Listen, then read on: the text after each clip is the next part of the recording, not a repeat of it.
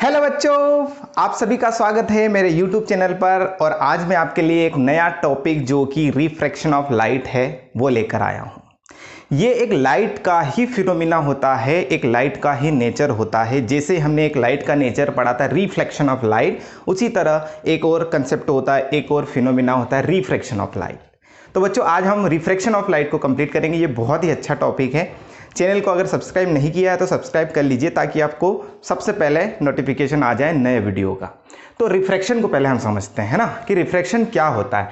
Refraction basically क्या होता है कि ये मीडियम, यानी कि बहुत सारे जो मीडियम होते हैं हमारे आसपास, अगर लाइट रे एक मीडियम को क्रॉस करके जब दूसरे में एंटर करती है तो इस तरह का जो फिनोमिना होता है उसे हम रिफ्रैक्शन कहते हैं। तो पहले तो मीडियम को समझते हैं कि भाई साहब ये मीडियम क्या है ना।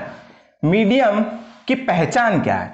मीडियम की पहचान यानी कि हमारे आसपास जैसे एयर है, वाटर है, ग्लास है, वैक्यूम है, ये सब मीडियम कहलाते हैं। यानी कि जिनकी पहचान डेंसिटी पर बेस्ड होती है। जिसकी डेंसिटी ज़्यादा, तो जिसकी डेंसिटी ज़्यादा होगी, अब किससे ज़्यादा होगी? किसी न किसी के साथ कंपेयर किया जाएगा।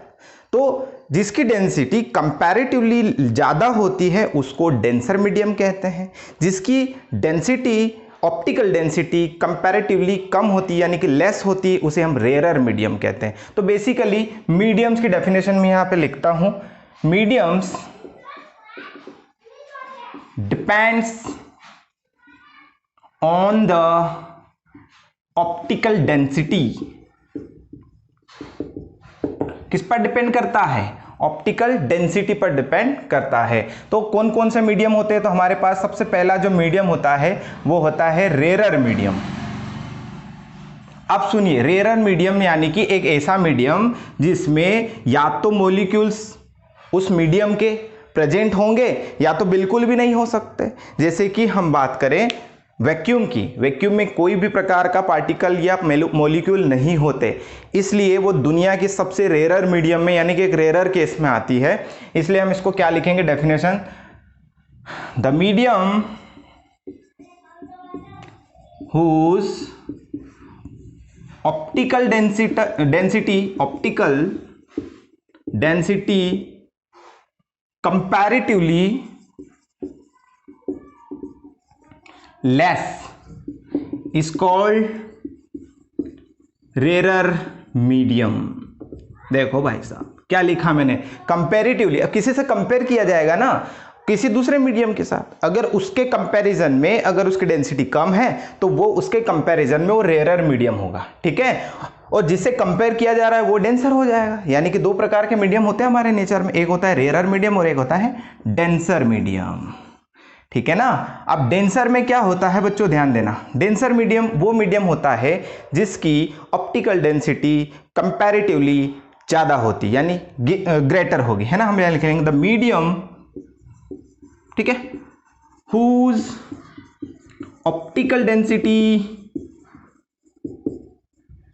ग्रेटर कंपैरेटिवली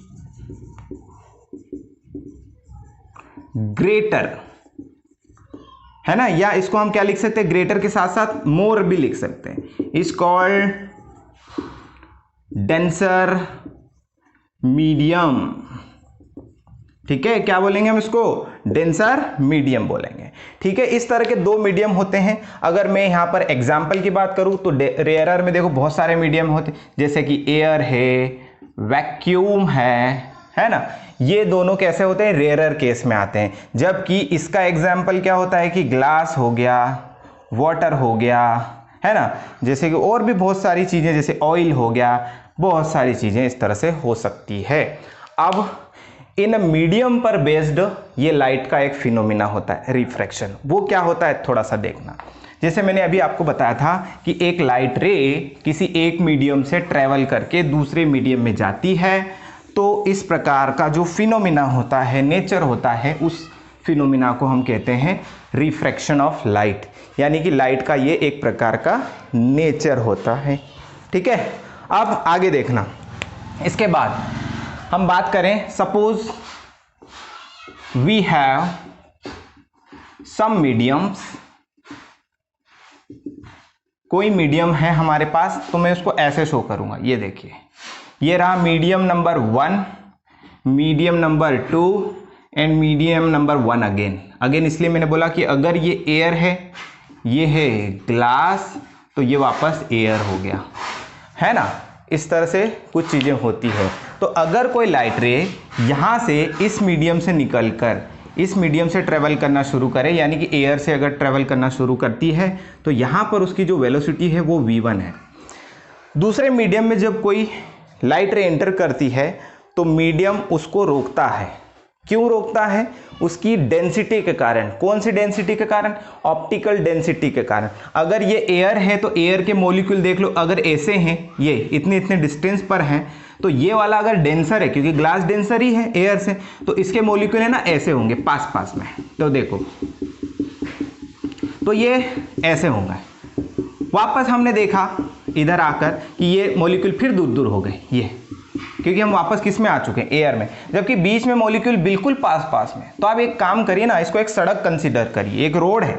रोड पे जब लोग कम थे तो स्पीड अच्छी थी। कितनी स्पीड थी? लगभग 3 × 10⁸ मीटर पर सेकंड की रफ्तार से आप जा रहे थे मोटरसाइकिल लेकर, है ना, यानी कि लाइट की स्पीड के बराबर जा रहे थे एयर में।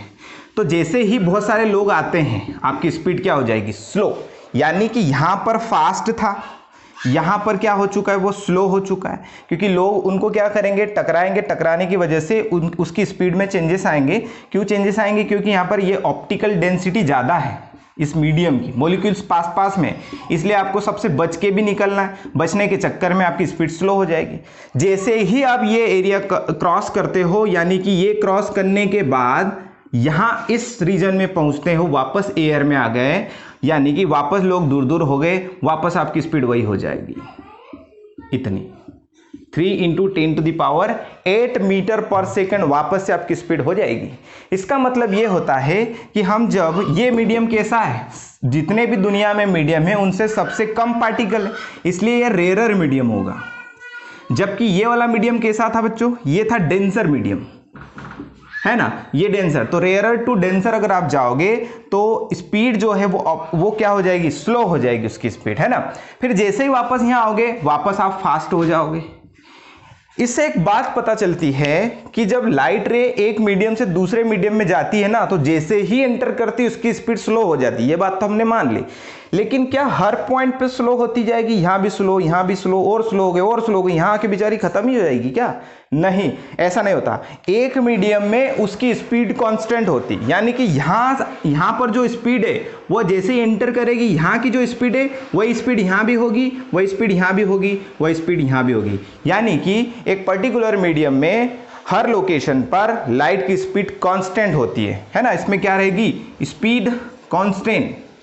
ऐसा नहीं है कि कंटिन्यूसली चेंज होते चली जाएगी, फिर वापस जब वो अपने वाले मीडियम में आएगी फिर से उसकी रफ्तार वैसे ही हो जाएगी जैसे यहाँ पर थी।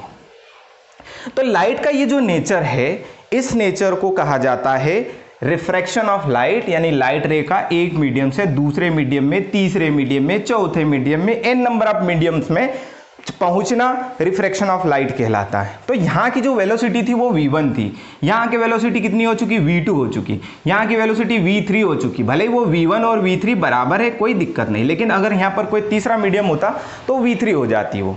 तो अगर मैं दो मीडियम का एक रेशो निकालूं, है ना, अगर मैं यहाँ पर दो मीडियम का एक रेशो निकालूं तो मुझे एक नई क्वांटिटी मिलती है, that is refraction of light, sorry refractive index of the medium, है ना। क्या मिलेगा हमको? Refractive index of the medium. तो पहले तो हम आगे और चलते हैं थोड़ा सा, है ना, ये कंसेप्ट समझ में आ गया आपको। तो यहां पर एक नई चीज क्या आई बच्चों? रिफ्रैक्शन। रिफ्रैक्शन क्या होता है? ध्यान देना, एक नई चीज आ रही है कि जब एक मीडियम की स्पीड को दूसरे मीडियम की स्पीड से डिवाइड किया जाएगा, पहले कौन सा मीडियम है? ये वाला। दूसरा कौन सा मीडियम है? ये वाला। तो हम इन दोनों मीडियम की स्पीड का एक रेशो निकालते हैं, है ना। तो रेशो कैसे निकालेंगे? ध्यान देना, स्पीड इन फर्स्ट मीडियम।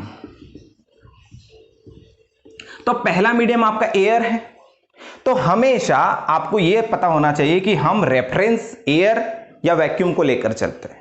और अगर आप एयर और वैक्यूम को रेफरेंस मानकर चलते हो तो जब भी आप किसी दूसरे मीडियम में जाओगे वो वाली स्पीड को एयर और वैक्यूम वाली स्पीड से जब कंपेयर करोगे, उनका एक रेशो निकालोगे, तो जो आंसर या जो क्वांटिटी आएगी that is refractive index of the medium.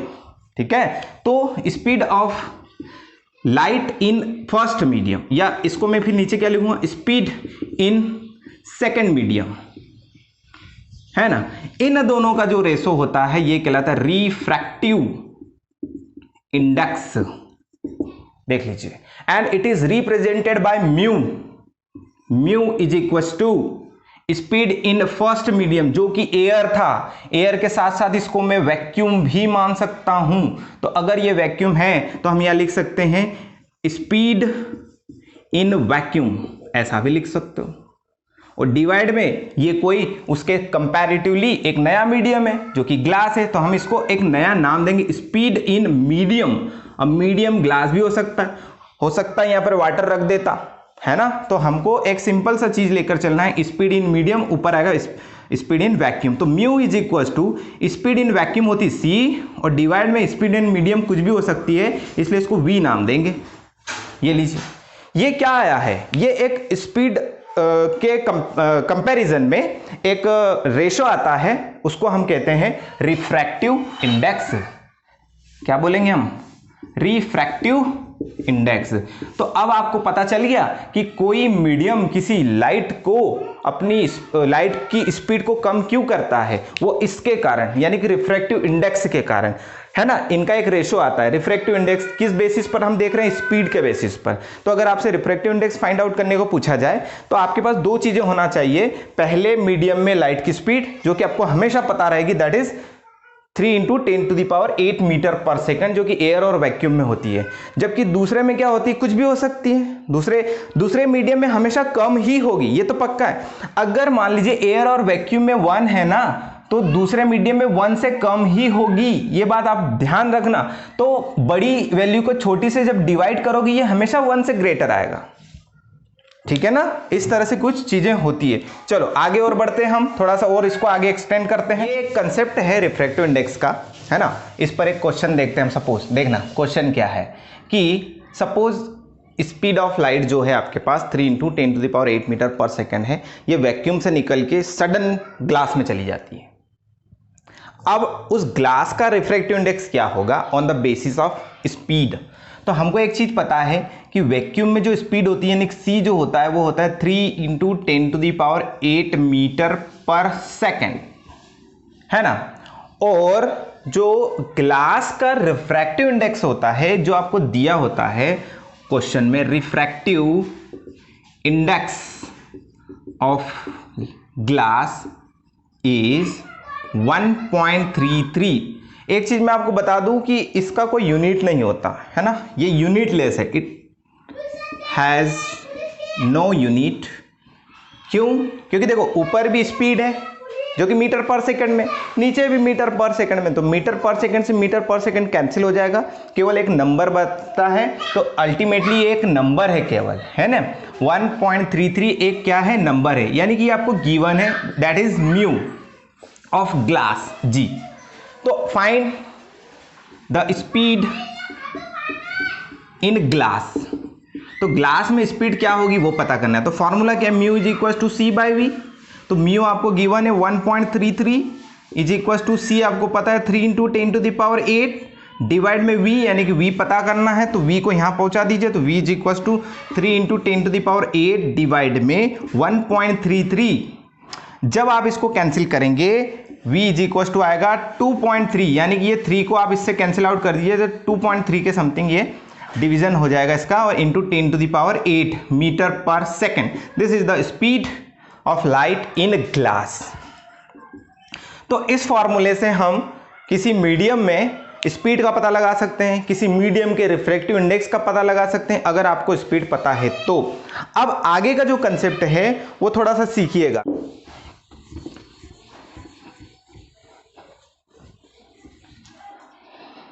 अब हम थोड़ा सा रिफ्रैक्शन पर वापस आते हैं। अभी हमने एक नई क्वांटिटी पढ़ ली है, that is refractive index of the medium, है ना। तो कोई लाइट की स्पीड को कौन मतलब कम अगर करता है, तो वो रिस्पॉन्सिबल होगा रिफ्रैक्टिव इंडेक्स उस मीडियम का, यानी कि वो कम करता है। अब सुनना, अगर हम थोड़ा सा एंगल्स पर बात करें, है ना, एंगल्स पर, यानी कि अभी तक हमने जो रिफ्रैक्टिव इंडेक्स पढ़ा है वो रिफ्रैक्टिव जो इंडेक्स था, रिफ्रैक्टिव इंडेक्स जो पढ़ा है अभी, वो था on the basis of speed, है ना। तो क्या था, mu equal to c by v, ये था भाई साहब। अब यहां पर मैं थोड़ा एंगल पर आता हूं, है ना। तो देखना थोड़ा सा क्या बात करते हैं हम, कि सपोज ये एक लाइन है, ये लाइन क्या है, इंटरफेस है। कैसा इंटरफेस, कि ऊपर मीडियम अलग है, नीचे मीडियम अलग है, तो दो मीडियम के बीचों बीच की जो लाइन होती है वो कहलाती है इंटरफेस ऑफ द मीडियम। तो इस मीडियम पर एक परपेंडिकुलर ड्रॉ करिए और ये काम करेगा एज अ नॉर्मल इस मीडियम की सरफेस के लिए। तो एक लाइट रे आई ऐसे, ये है ना, मैं एंगल की बात कर रहा हूं, ये आने वाली रे को हम बोलते हैं इंसिडेंट रे। ये जैसे ही यहां आती है ये नॉर्मल के साथ कुछ एंगल बना के आएगी, that is I for incident angle, क्या बोलेंगे हम इसको, इंसिडेंट एंगल, ठीक है। अब इसके बाद हम थोड़ी सी और बात करते हैं बच्चों, क्या है कि ये लाइट रे अगर किसी मीडियम में से आ रही है तो उस मीडियम का नाम होगा, कैसा नाम होगा, कि रेयरर है, डेंसर है, कैसा है। तो अभी हम मान के चलते हैं कि ये रेयरर मीडियम है, तो रेयरर कोई भी हो सकता है, वो देखा जाएगा कि सामने कौन सा मीडियम है। तो जब लाइट रे रेयरर मीडियम से आती है और जब डेंसर में एंटर करती है तो ये क्या करती है, अपने ओरिजिनल पाथ पर नहीं जाती, यानी कि ये अगर ओरिजिनल पाथ है तो इस ओरिजिनल पाथ से वो थोड़ा सा बेंड होकर आगे बढ़ती है, ये that is actual path after refraction, यानी कि ये हो जाएगी रिफ्रैक्टेड रे, है ना। अब इस रे ने नॉर्मल के साथ कुछ एंगल बनाया होगा, तो इस एंगल का नाम रहता है आर, क्योंकि ये रिफ्रैक्टेड एंगल, इसका नाम रखेंगे एंगल ऑफ रिफ्रैक्शन या रिफ्रैक्टेड एंगल, है ना, जो कि किससे रिप्रेजेंट किया जा रहा है, आर जो है एंगल ऑफ रिफ्रैक्शन, ठीक है, ये होता है। अब कितना हटी है वो अपने रास्ते से, यानी कि अपने ओरिजिनल पाथ पे उसको जाना था, लेकिन कितना बेंड हुई है वो रास्ते से, यानी कि इतना रास्ता उसका क्या है कि वो हट गई है। तो इसको कैसे निकालेंगे, तो पहले ये देखो कि यहां से लगा कि यहां वाला एंगल ओरिजिनल के साथ कितना होगा, ये एंगल अगर मिल जाए तो उसमें से इस आर को कम कर लूंगा तो बचेगा वही, ये कहलाएगा। अब ये एंगल कितना है, तो ये एंगल देखो जितना मैथमेटिकली आई है ये इतना भी आई ही है, तो अगर आई में से आर को कम कर दूं तो जो बचेगा उतना वो रास्ते से हटी है। तो उस हटने वाले के लिए हम एक वर्ड लगाएंगे, एंगल ऑफ डेविएशन। क्या बोलेंगे हम बच्चों, एंगल ऑफ डेविएशन, यानी कि इसको अगर थीटा से रिप्रेजेंट करूं तो थीटा कैसे निकाला जाएगा, इस पूरे में से जो कि कितना है, क्योंकि मैथमेटिकली क्या होता है कि ऐसे अगर एक लाइन है तो यहां का एंगल अगर आई है तो यहां वाला भी एंगल आई ही होगा, ये बराबर होते हैं। तो इस तरह से ये वाला एंगल आई कहलाएगा। अब आई में से आर कम कर लो तो angle of i minus angle of r, ये हमको क्या देता है, डेविएशन एंगल, यानी कि वो अपने रास्ते से कितना हटी है, कितना विचलित हुई है ना, इसके लिए बोलते हैं इसको एंगल ऑफ डेविएशन, ठीक है।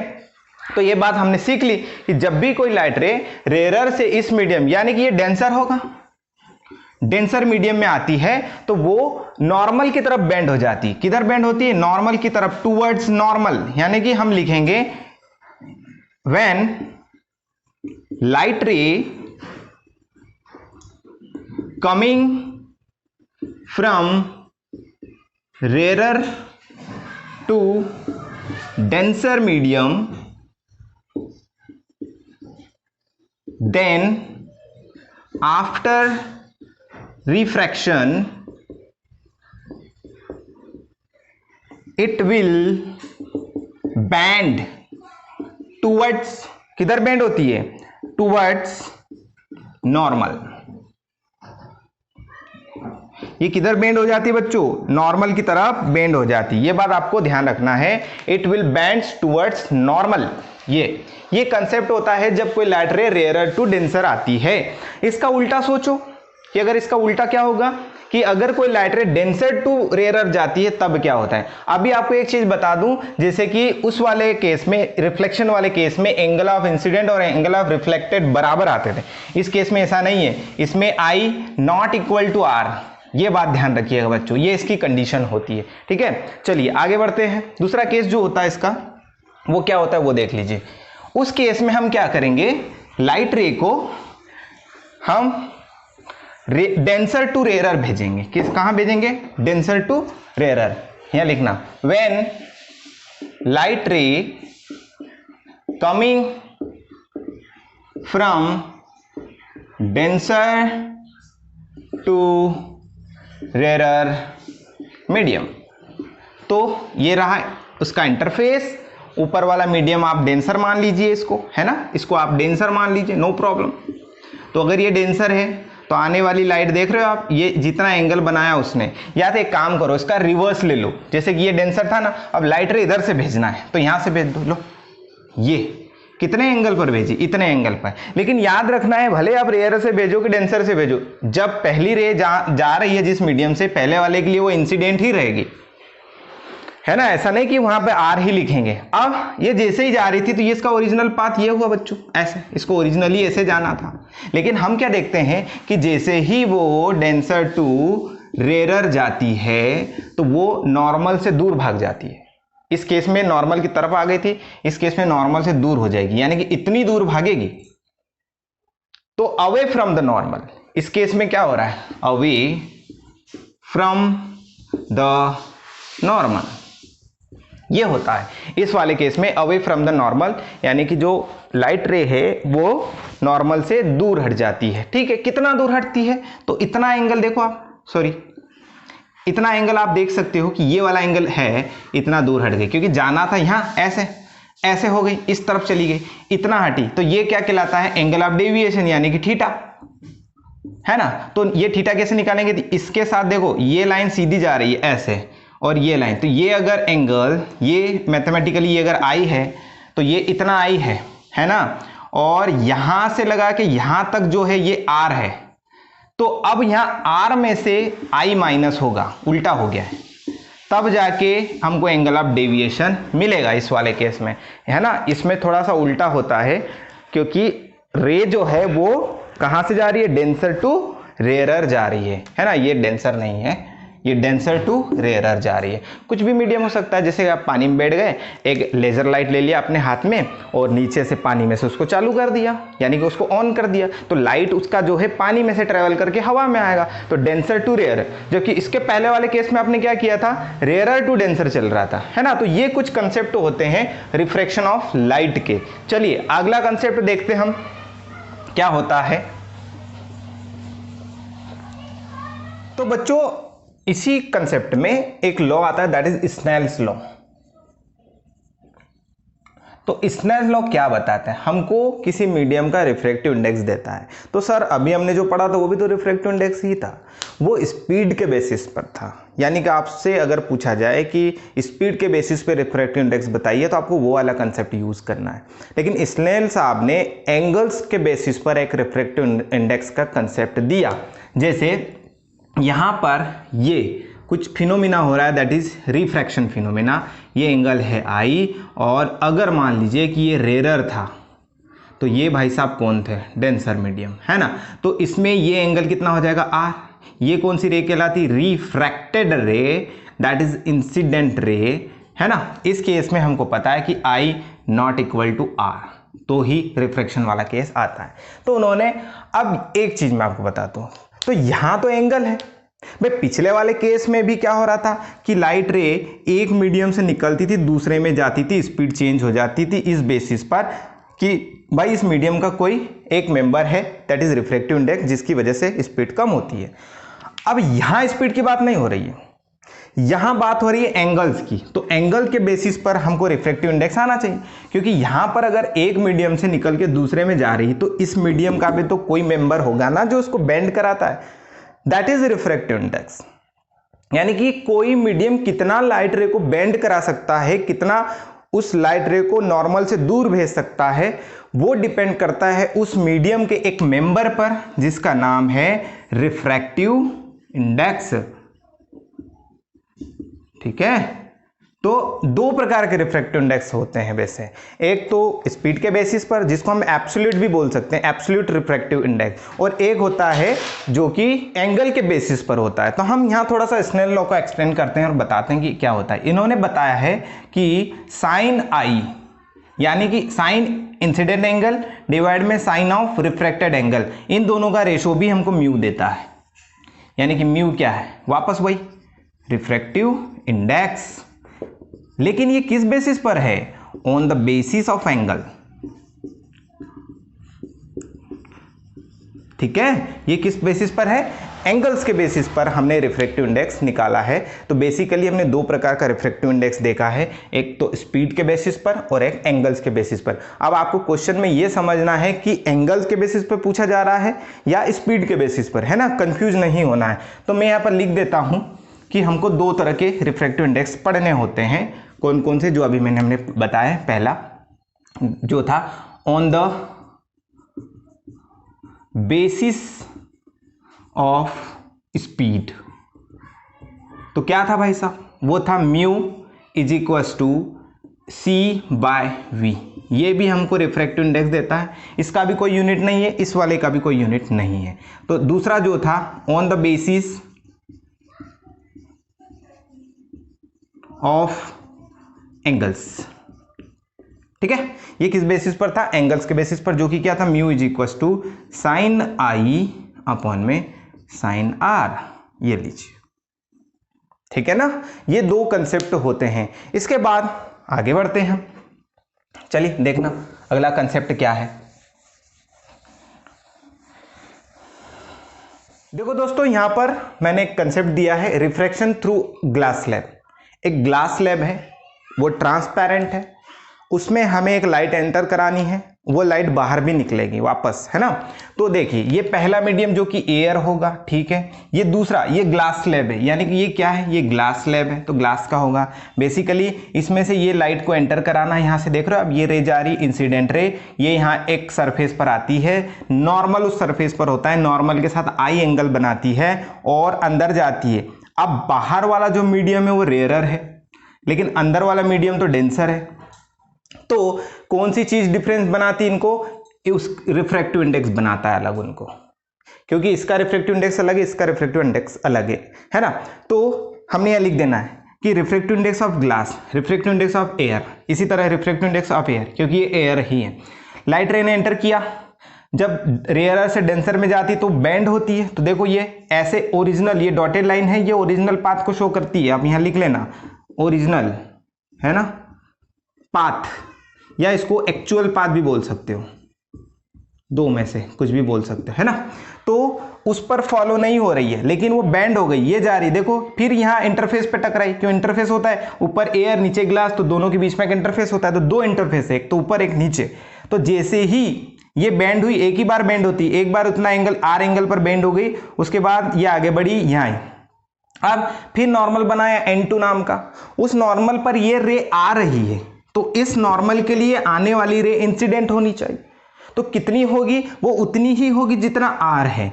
आर के बराबर क्यों होगा, इसका एक रीजन है, या तो एक काम करो, इसको R1 ले लो, इस वाले को R2 ले लो। जब बाहर निकल जाती है तो वापस वो किस में आ चुकी है, एयर में, और एयर में एंगल उसने कितना बनाया, E। तो अकॉर्डिंग टू डायग्राम अगर हम देखें ना, तो यहां पर इंसिडेंट एंगल किसके बराबर है, ई के। ई क्या है, इमर्जेंट एंगल, जो कि एयर में है, यानी कि सेम मीडियम में एंगल भी सेम होंगे। तो अगर ये आई है तो ये ई है, और दोनों कैसे होते हैं, बराबर। तो हम इसको ऐसा लिख सकते हैं, angle of i equal to angle of e due to same medium, क्योंकि ये किसमें है बच्चों, सेम मीडियम में। एक कंसेप्ट हो गया। दूसरा देखो, R1 जो है वो किसके बराबर है, R2 के, क्योंकि ये भी तो दोनों सेम में ही है, ये भी देखो ग्लास के अंदर ही, ये भी ग्लास के अंदर ही है, तो ये भी क्या लिखेंगे, ड्यू टू सेम मीडियम। देखो ये कंसेप्ट होता है। अब हम ये देखते हैं कि फाइनल जो हमको मिली ये रही, ये रे फाइनल है, इसको इमर्जेंट बोलते हैं, है ना। लेकिन अगर ग्लास स्लैब नहीं होती तो लाइट रे ऐसी जाती, ये रे, तो इन दोनों के बीच में ये गैप आ गया, ये, और ये गैप पैरेलली आता है, यानी कि इनके बीच में कोई एंगल नहीं हो सकता, क्योंकि ये वाली रे एयर से आ रही है और ये वाली रे एयर में आ रही है। ध्यान देना, ये वाली रे एयर से आ रही है, ये वाली रे एयर में आ रही है, दोनों ही एयर में, तो एयर में होने की वजह से इनमें कोई एंगल नहीं होंगे। तो फिर ये जो गैप आई है, इस गैप का नाम होता है, इसका नाम होता है लेटरल डिस्प्लेसमेंट। क्या बोलेंगे हम इसको? लेटरल डिस्प्लेसमेंट, यानी कि वो अपने ओरिजिनल पाथ से कितना शिफ्ट हुई है, जितना शिफ्ट होती ना वो कहलाता है लेटरल डिस्प्लेसमेंट, यानी कि इसको डी से रिप्रेजेंट कर सकते हो आप। तो ये इसका एक फॉर्मूला भी आता है, वो आपको अभी 10th क्लास में नहीं है, तो हम उसका डिस्कस नहीं करेंगे। जब आप 12th में आएंगे तो आपको ये पढ़ने का मौका मिलेगा कि लेटरल डिस्प्लेसमेंट का एक्चुअल फॉर्मूला क्या होता है। ठीक है, तो ये कुछ ग्लास स्लैब में हमको इस तरह का एक फिनोमिना दिखाई देता है, और वो सारा कुछ किसके कारण होता है? रिफ्रैक्शन के कारण ही होता है।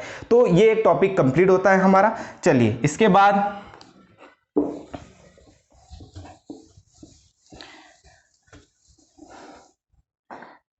तो बच्चों आज हमने रिफ्रैक्शन की कुछ कंडीशन को सीख लिया है, उस पर जो रिफ्रैक्टिव इंडेक्स का जो हमने कैलकुलेशन आज किया है उसे भी हमने सीख लिया है। तो आज अल्टीमेटली हमने रिफ्रैक्शन वाला पोर्शन हमने पढ़ लिया, यानी कि रिफ्रैक्शन के जो भी लॉज होते हैं उन्हें हमने आज स्टडी कर लिया है। अगले जो लेक्चर में हम बात करेंगे कि वो रिफ्रैक्शन, यानी कि लाइट रे अगर किसी ट्रांसपेरेंट मटेरियल जैसे कि लेंस से अगर जाती है तो किस तरह से उसमें इमेज तैयार करती है, यानी कि उसमें क्या किस तरह का रिफ्रैक्शन होगा और उसका फॉर्मूला क्या होगा। जैसे हमने मिरर फॉर्मूला पढ़ा था, वैसे ही लेंस के लिए भी कुछ फॉर्मूला होता है, उस पर न्यूमेरिकल्स हम सॉल्व करेंगे और उसका इमेज फॉर्मेशन भी देखेंगे। ठीक है, तो ये जो टॉपिक होंगे वो हम नेक्स्ट लेक्चर में यानी कि नेक्स्ट वीडियो में डिस्कस करेंगे। तब तक के लिए शुक्रिया आप सभी का। चैनल को सब्सक्राइब कीजिएगा, शेयर कीजिएगा और मेरे साथ बने रहिएगा। Thank you so much.